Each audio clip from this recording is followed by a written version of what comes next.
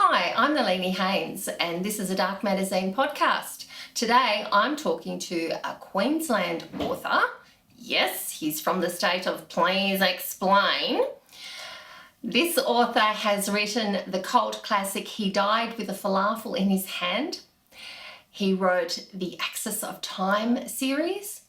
And he's been known for his op-ed columns that cover everything from snark about thongs to, I don't know, what's the other one?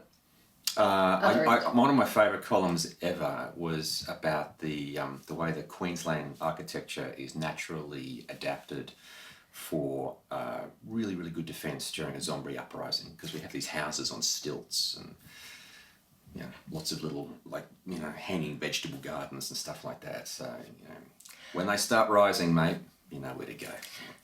This is John Birmingham. So Hello. Welcome, John Birmingham. Hey, how you doing? So tell us more about this zombie uprising. That's my next book. I do want to do a zombie. In fact, there are zombies in this book too, when I think about it. Yeah, this one, full of zombies. Wow, a couple of pages worth. Yes, sexy hardcover. Yum.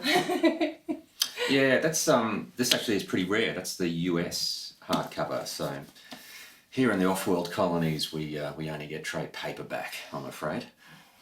It's very sad. Hardcovers are beautiful. So tell me more about The Cruel Stars. I think I first got into it reading Peter Hamilton maybe 10 years ago. Is it the Night's Dawn trilogy? Is that the name of that series? I love the scope of it and just the massive cast of characters and Hamilton's imagination was just amazing. Like he took all this in the way that science fiction does. He obviously looked around the world and he looked at certain sort of social and technological developments. It just was, well, what happens if I push those out to infinity? And it's a great series, and it got me back into reading science fiction and speculative fiction after probably a couple of decades where I hadn't done a lot because of all of the journalism I did. I was reading government reports and press releases and just garbage like that. And so I loved it as a genre. I loved it as a kid, and then I sort of drifted away from it because of work, and then Pete pulled me back in, and I was writing other stuff. I love alternate history, obviously. Oh, yes. And obviously. Eventually, the opportunity arose. My publishers were interested in some space opera, and I'm always interested in space opera. So I thought, let's get some big honking spaceships and fill them full of characters and see what happens.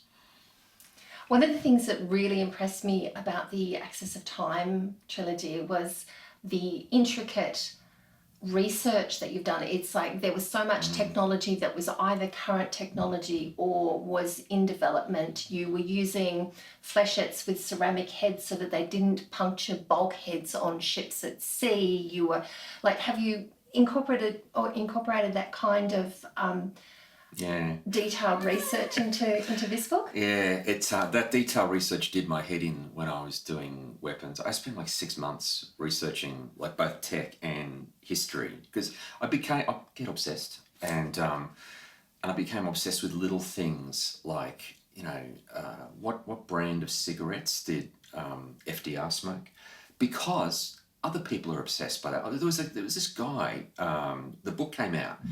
And this is Axis, we're talking about weapons of choice.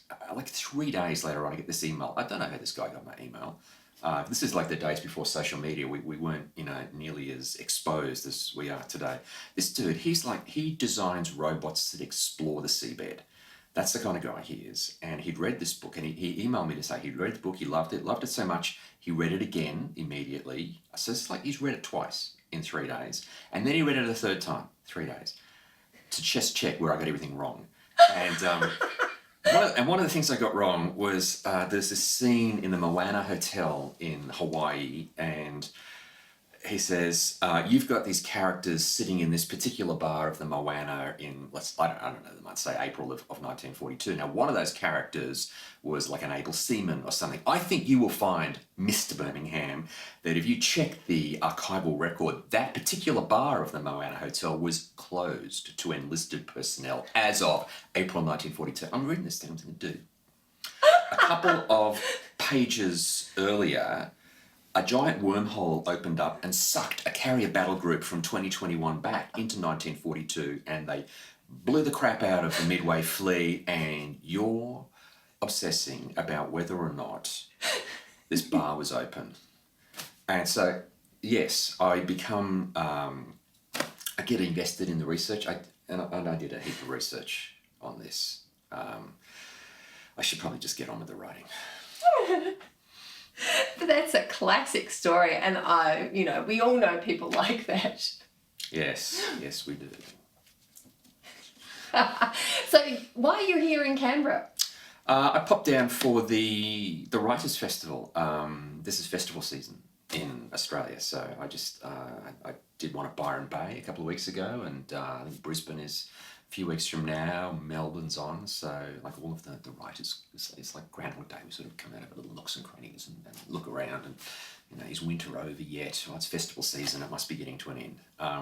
So I came down to just do a couple of talks and panels and catch up with some friends. I used to live here, so it's always nice to come through and track people down. Do you realise that you are running the risk of being mistaken for staff at the Canberra Writers' Festival instead of... Is this because of my sort of all black... Black is the uniform. Yeah, I did not know that. I will... there's nothing I can do about it. I'm looking around, I see my jacket and my scarf over there, and I know what's in that other room. I only have black. Give me a staff pin and I'll help out. So tell me, with your books, like you've written the Monsters Coming from the Parallel Dimension series, and you had a misogynistic, terrible asshat protagonist, and you actually had a character arc where he's learning that he has to change his attitudes. Yeah. Now, why does an author from Queensland write that kind of character and that kind of story arc? Because, the Greeks taught us to.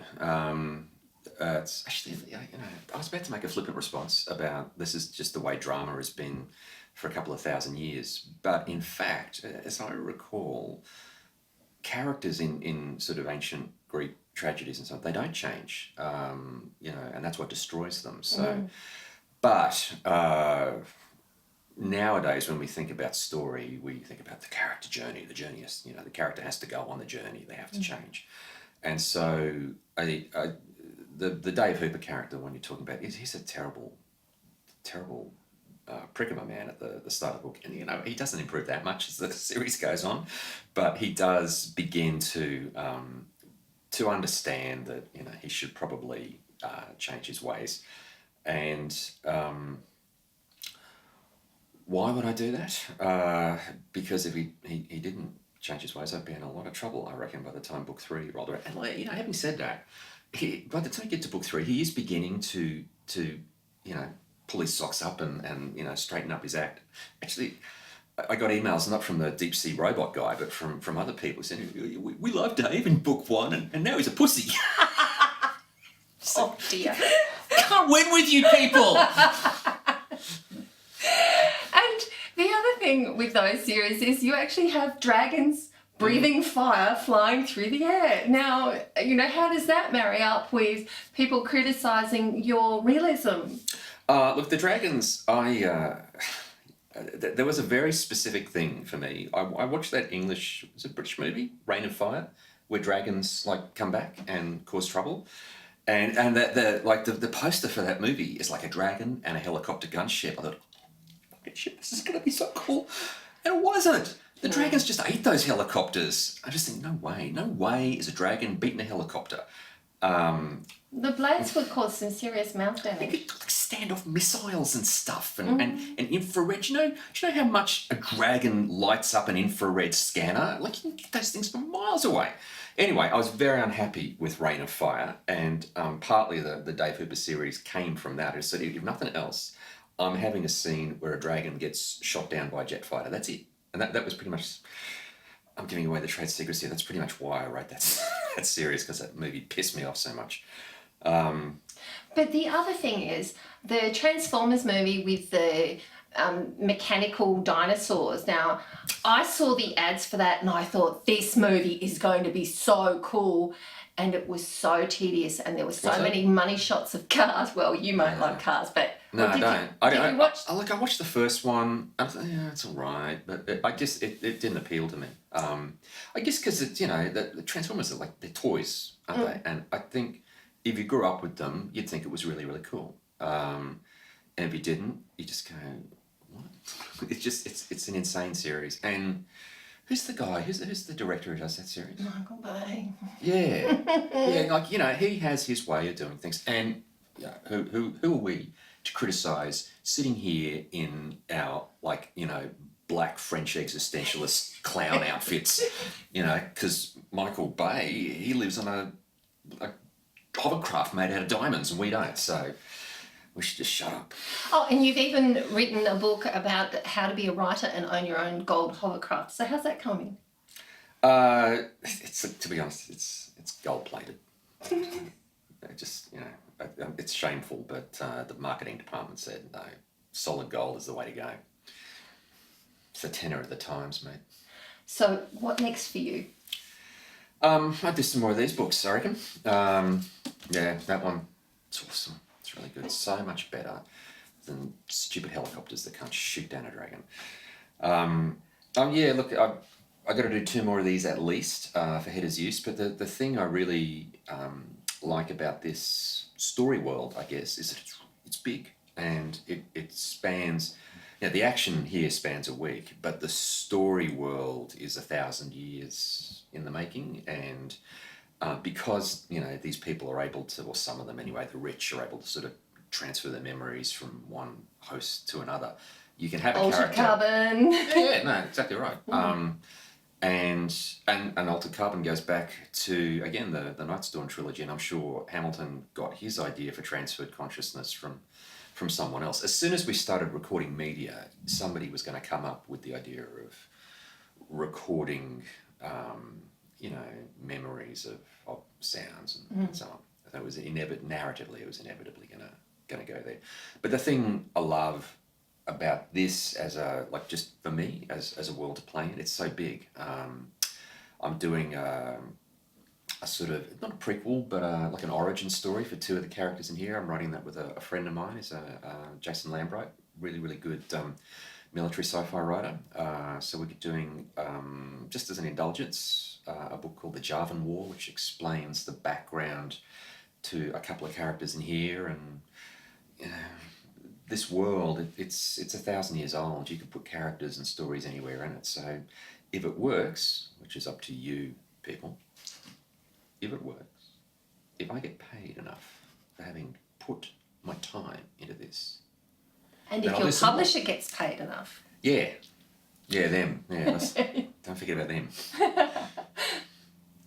So yeah, look, lots of that, and I'm doing another Axis of Time book. That's probably hopefully Christmas, maybe the New Year, something like that. And what else am I doing? Lots of stuff. Some stuff I can't talk about because I don't own that stuff. I'm doing it with other people. That's very, very frustrating because I like talking about stuff. Yeah, heaps of books, mate. God, I write too much. I need a rest. Well, there you have it. This is a writer who needs a rest. So, thank you for talking to Dark Matter. Don't go by the book. I need the rest. Rest don't come free,